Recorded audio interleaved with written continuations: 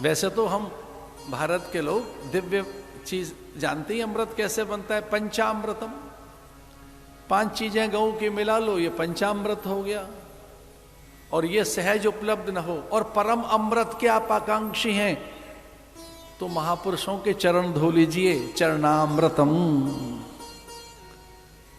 चरणों का भी अमृत, चरणों का धोबन अमृत बताया है। श्री गुरु पद नख मणिगण ज्योति।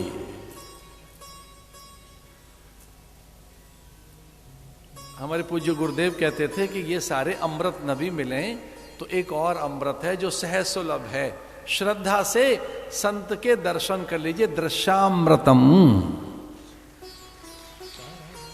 अगर ये न भी हो सके तो दृश्यामृतम, दृश्य भी अमृत है, दर्शन से भी अमृत की प्राप्ति होती।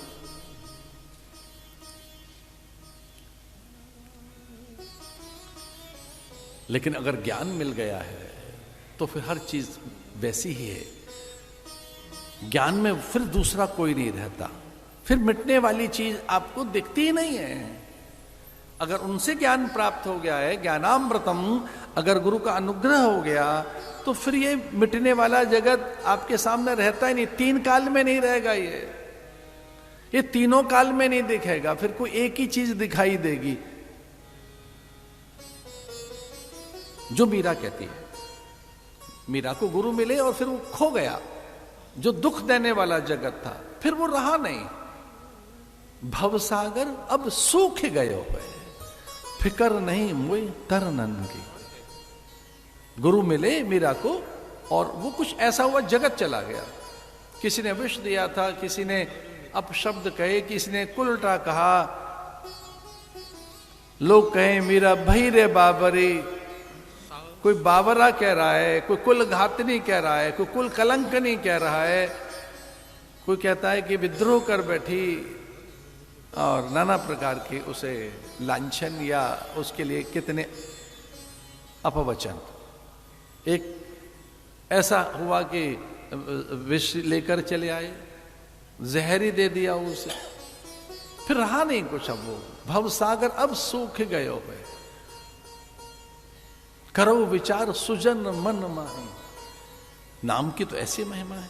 तो गुरु के वाक्य से फिर यह जगत रहता ही नहीं है, या ज्ञान में फिर यह जगत रहता नहीं है, ये कोई चीज फिर नहीं रहेगी। वो फिर वैसी दृष्टि प्राप्त होगी।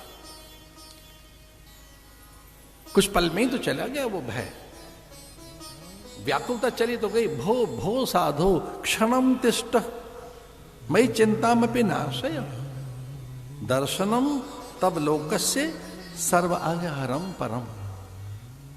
तेरे दर्शन करके अब कोई दुख तो नहीं रहा है, अब मुझे निश्चिंतता हो गई है।